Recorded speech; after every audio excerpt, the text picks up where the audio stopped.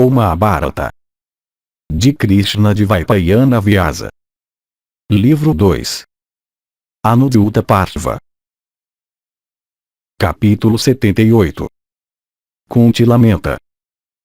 Vaisampayana disse: então quando Draupadi estava prestes a partir, ela foi até a ilustre Prita e pediu sua permissão.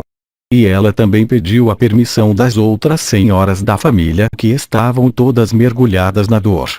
E saudando e abraçando todas elas como cada uma merecia, ela desejou ir embora. Então se ergueu de dentro dos aposentos dos Pandavas um alto lamento de dor. E Kunti, terrivelmente angustiada ao ver Draupadi na véspera de sua viagem, proferiu estas palavras em uma voz sufocada pela dor: ó filha, não sofras porque essa grande calamidade te alcançou. Tu conheces bem os deveres do sexo feminino, e o teu comportamento e conduta também são como eles devem ser. Não cabe a mim, ó tu de doces sorrisos, te instruir quanto aos teus deveres com relação aos teus maridos. Tu és casta e ilustre, e as tuas qualidades adornaram a família do teu nascimento, como também a família na qual tu foste admitida por casamento. Afortunados são os Kauravas por eles não terem sido queimados pela tua ira. Ó filha, vai com segurança abençoada pelas minhas orações. Boas mulheres nunca permitem que seus corações sofram pelo que é inevitável. Protegida pela virtude que é superior a tudo, tu logo obterás boa sorte. Enquanto vivendo nas florestas, olha pelo meu filho Sahadeva. Cuida para que o coração dele não afunde sob essa grande calamidade.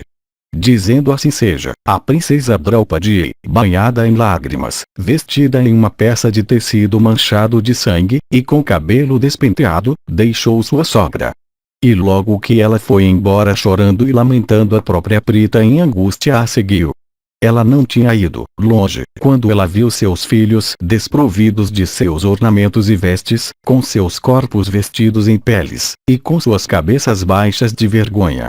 E ela os viu cercados por seus inimigos alegres e amigos compadecidos. Dotada de muito afeto materno, Kunti se aproximou de seus filhos naquele estado, e abraçando todos eles, e em voz sufocada pela dor, ela disse estas palavras: vocês são virtuosos e bem-educados, e adornados com todas as qualidades excelentes e comportamento respeitoso. Vocês todos têm grande alma, e são dedicados ao serviço aos seus superiores. E vocês também são dedicados aos deuses e à realização de sacrifícios. Por que, então, essa calamidade os alcançou? De onde vem esse revés da sorte? Eu não vejo por cuja maldade esse pecado os alcançou.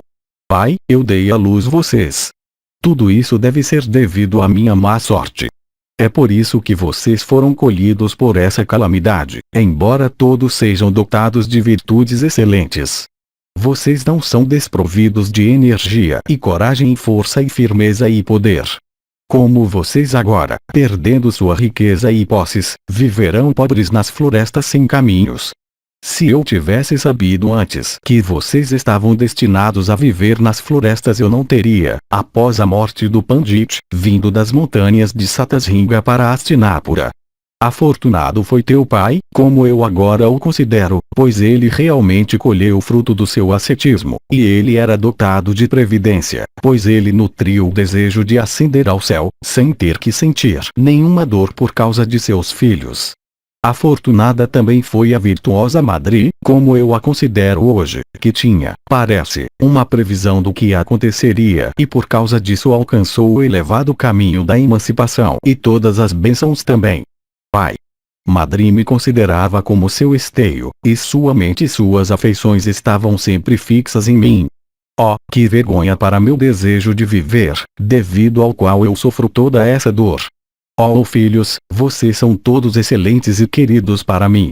Eu os obtive depois de muito sofrimento. Eu não posso deixá-los. Então eu os acompanharei. Pai, oh Krishna, Draupadi, por que tu me deixas assim? Tudo dotado de vida certamente perecerá. O Data, Brahma, esqueceu de ordenar a minha morte. Talvez seja assim, e, portanto, a vida não me deixa. Ó Krishna, tu que vives em Dvaraka, ó o irmão mais novo de Sankarsana, onde tu estás? Por que tu não me libertas e a esses melhores dos homens também de tal dor? Eles dizem que tu és sem início e sem fim e libertas aqueles que pensam em ti. Porque esse ditado se torna falso. Esses meus filhos estão sempre ligados à virtude e nobreza e boa fama e coragem. Eles não merecem sofrer aflição. Ó, mostra-lhes piedade. Pai, quando há homens mais velhos em nossa família tais como Bhishma e Drona e Kripa, todos conhecedores da moralidade e da ciência dos assuntos mundanos, como poderia essa calamidade ocorrer? Ó Pandu, ó rei, onde tu estás? Porque tu permites quietamente que os teus bons filhos sejam enviados dessa forma para o exílio, derrotados nos dados. Ó Sahadeva, desiste de ir. Tu és meu filho mais querido, ó filho de Madri, mais querido do que o meu próprio corpo. Não me abandones. Cabe a ti ter alguma bondade para comigo. Amarrados pelas cordas da virtude, que esses teus irmãos vão. Mas então, ganha aquela virtude resultante de cuidar de mim. Vaisampayana continuou. Os Pandavas então consolaram sua mãe que chorava e com corações mergulhados na dor partiram para as florestas. E o próprio Vidura também muito aflito, consolando a aflita Kunti com argumentos, conduziu-a lentamente para sua casa. E as senhoras da casa de Dhritarashtra, sabendo de tudo o que tinha acontecido, do exílio, dos Pandavas, e do arrastamento de Krishna à assembleia onde os príncipes tinham apostado, choraram sonoramente criticando os Kauravas. E as senhoras da família real também se sentaram silenciosas por muito tempo, cobrindo seus rostos como pétalas de lótus com suas mãos formosas. E o rei Dhritarashtra também, pensando nos perigos que ameaçavam seus filhos, virou vítima da ansiedade e não pode desfrutar de paz mental. E, meditando ansiosamente sobre tudo, e com a mente privada de sua equanimidade pela angústia, ele enviou um mensageiro a Vidura, dizendo, que Kshata venha a mim imediatamente. A essa convocação Vidura foi rapidamente ao palácio de Dhritarashtra. E tão logo ele chegou o monarca e perguntou com grande ansiedade como os Pandavas tinham deixado Hastinapura. Capítulo 79. Drona prediz grande calamidade pelos maus presságios. Vaisampayana disse, logo que Vidura dotado de grande previdência chegou ao rei Dhritarashtra, o filho de Anvika timidamente questionou seu irmão, como Yudhishthira, o filho de Dharma, agiu. E Arjuna. E os gêmeos filhos de Madri? E como, ó Kshata, agiu Daumya? E a ilustre Draupadi? Eu desejo saber de tudo, ó Kshata, descreve para mim todas as ações deles. Vidura respondeu, Yudhishthira, o filho de Kunti, foi embora cobrindo o rosto com sua roupa. E Bhima, ó rei, foi embora olhando para os seus próprios braços poderosos.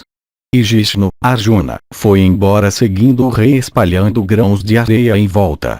E Sahadeva, o filho de Madri, foi embora sujando sua face, e Nakula, o mais belo dos homens, ó rei, foi embora se sujando com poeira e com seu coração em grande aflição. E a bela Krishna de olhos grandes foi embora cobrindo seu rosto com seu cabelo despenteado, seguindo o mesmo caminho do rei, lamentando e em lágrimas. E o monarca, Daumya foi pela estrada, com erva cusa na mão e proferidos terríveis mantras de Samaveda que se relacionam com Yama. Dhritarashtra perguntou, dize-me, ó Vidura, por que é que os Pandavas estão deixando Hastinapura de tal forma variada? Vidura respondeu, embora perseguido pelos teus filhos e roubado de seu reino e riqueza, a mente do sábio rei Yudhishthira o justo ainda não se desviou do caminho da virtude. O rei Yudhishthira é sempre bondoso, ó Bharata, para com teus filhos. Embora privado de seu reino e posses, por meios sujos, cheio de fúria como ele está, ele não abre os olhos. Eu não devo queimar as pessoas por olhar para elas com olhares de raiva, pensando assim, o nobre filho de Pandu segue cobrindo o rosto. Ouve-me enquanto eu te digo, ó touro da raça Bharata, porque Bhima segue daquela maneira. Não há ninguém igual a mim em força de braços. Pensando assim Bhima vai repetidamente esticando seus braços poderosos. E, ó rei, orgulhoso da força de seus braços, Vrikudara segue, exibindo-os e desejando fazer para seus inimigos atos dignos daqueles braços. E Arjuna, o filho de Kunti, capaz de usar ambos os braços, ao manejar o Gandiva, segue os passos de Yudhishthira, espalhando grãos de areia, simbolizando as flechas que ele despejará em batalha. Ó Bharata, ele indica que como os grãos de areia são espalhados por ele com facilidade, assim ele despejará flechas com perfeita facilidade no inimigo, na hora da batalha. E Sahadeva segue sujando o rosto, pensando: ninguém pode me reconhecer neste dia de desgraça. E, ó exaltado, Nakula segue se sujando com poeira pensando: para que eu não roube os corações das damas que possam olhar para mim. E Draupadi segue, vestida em uma peça de tecido manchado, com cabelo despenteado e chorando, anunciando: as esposas daqueles pelos quais eu fui reduzida a essa situação serão, no 14º ano a partir de hoje, privadas de maridos, filhos e parentes e entes queridos, e totalmente cobertas de sangue, com cabelo despenteado, e todas em sua época feminina entrarão em Hastinapura tendo oferecido oblações de água, para os espíritos dos mortos que elas terão perdido. E, ó Bharata, o erudito da Unia com paixões sob total controle, segurando a erva acusa em sua mão e apontando a mesma em direção ao sudoeste, caminha na dianteira, cantando os mantras do Samaveda que se relacionam com Yama. E, ó monarca, aquele Brahmani erudito segue, também anunciando: quando os Bharatas forem mortos em batalha, os sacerdotes dos Kurus assim cantarão os mantras Soma, para o benefício dos falecidos. E os cidadãos, angustiados com grande dor, estão gritando repetidamente: Pai, Pai, vejam, nossos mestres estão indo embora. Oh, que vergonha para os Kurus mais velhos que agiram como crianças tolas ao banirem dessa forma os herdeiros de Pandu somente por avareza. Pai, separados dos filhos de Pandu todos nós ficaremos desamparados. Que amor nós podemos ter pelos Kurus perversos e avarentos? Assim, ó rei, os filhos de Kunti, dotados de grande energia mental, foram embora, indicando, por modos e sinais, as resoluções que estão em seus corações. E logo que aqueles principais dos homens tinham ido embora de Hastinapura, luzes de relâmpagos apareceram no céu embora não houvesse nuvens e a própria terra começou a tremer. E Raul veio devorar o sol, embora não fosse o dia de conjunção. E meteoros começaram a cair mantendo a cidade à sua direita. E chacais e urubus e corvos e outros animais carnívoros e aves começaram a guinchar e gritar alto a partir dos templos dos deuses e dos topos de árvores sagradas e muros e topos de casas. E esses presságios calamitosos extraordinários, ó rei, foram vistos e ouvidos, indicando a destruição dos Bharatas como consequência dos teus maus conselhos. Vaisampayana continuou: e, ó monarca, enquanto o rei Dhritarashtra e o sábio Vidura estavam assim falando um com o outro, apareceu lá naquela assembleia dos Kauravas e diante dos olhos de todos o melhor dos rishis celestes. E aparecendo diante de todos ele proferiu estas palavras terríveis: no 14º ano a partir de hoje os Kauravas, por causa do erro de Duryodhana, serão todos destruídos pelo poder de Bhima e Arjuna. E tendo dito isso, aquele melhor dos rishis celestes, adornado com insuperável mérito védico, passando pelos céus, desapareceu de cena. Então Duryodhana e Karna e Sakuni, o filho de Suvala considerando Drona como seu único refúgio, ofereceram o reino a ele. Drona então, dirigindo-se ao invejoso e colérico Duryodhana e Dussasana e Karna e a todos os Bharatas, disse: os Brahmanes disseram que os Pandavas, sendo de origem celeste, não podem ser mortos. Os filhos de Dhritarashtra, no entanto, com todos os reis, sinceramente e com reverência procuraram a minha proteção, então eu cuidarei deles da melhor forma que puder. O destino é supremo, eu não posso abandoná-los. Os filhos de Pandu, derrotados nos dados, estão indo ao exílio em consequência de sua promessa. Eles viverão nas florestas por 12 anos. Praticando o modo de vida brahmacharya nesse período, eles retornarão furiosos e para nossa grande dor se vingarão amplamente em seus inimigos. Eu antigamente privei Drupada de seu reino em uma disputa amistosa. Roubado de seu reino por mim, ó Bharata, o rei realizou um sacrifício para obter um filho, que me matará. Ajudado pelo poder ascético de Aja e Upayasha, Drupada obteve do fogo sacrificial um filho chamado Drishtadyumna e uma filha, a impecável Krishna, ambos surgidos da plataforma sacrificial. Aquele Drishtadyumna é cunhado dos filhos de Pandu por casamento, e estimado por eles. É por causa dele, portanto, que eu tenho muito medo. De origem celeste e resplandecente como o fogo, ele nasceu com arco, flechas, e envolto em armadura. Eu sou um ser que é mortal. Portanto é dele que eu tenho grande temor. Aquele matador de todos os inimigos, o filho de Parshata, tomou o lado dos Pandavas. Eu perderei minha vida se ele e eu alguma vez enfrentarmos um ao outro em batalha. Que aflição pode ser maior para mim neste mundo do que esta, ó Kauravas, que Drishtadyumna é matador destinado de Drona? Essa crença é geral. Aquele que nasceu para me matar foi conhecido por mim e amplamente conhecido também no mundo. Por tua causa, ó Duryodhana, aquela época terrível de destruição está quase chegando. Faze sem perda de tempo o que possa ser benéfico para ti. Não penses que tudo está terminado por enviar os Pandavas para o exílio. Esta tua felicidade durará só um instante, assim como no inverno a sombra do topo da palmeira fica, por um tempo curto, em sua base. Realiza vários tipos de sacrifícios, e desfruta, e dá, ó Bharata, tudo o que quiseres. Daqui a 14 anos uma grande calamidade te esmagará. Vaisampayana continuou, ouvindo essas palavras de Drona, Dhritarashtra disse, ó Kshata, o preceptor proferiu o que é verdadeiro. Vai e traze os Pandavas de volta. Se eles não voltarem, que eles sigam tratados com respeito e afeto. Que aqueles meus filhos sigam com armas, e carros, e infantaria, e desfrutando de todas as coisas boas. Capítulo 80. Sanjaya se dirige a Dhritarashtra. Vaisampayana disse, derrotados nos dados, depois que os Pandavas tinham ido para as florestas, Dhritarashtra, ó rei, foi dominado pela ansiedade. E enquanto ele estava sentado inquieto com ansiedade e suspirando de dor, Sanjaya se aproximou dele e disse, ó Senhor da terra, tendo agora obtido toda a terra com toda a sua riqueza e mandado os filhos de Pandu para o exílio, por que é, ó rei, que tu te afliges assim?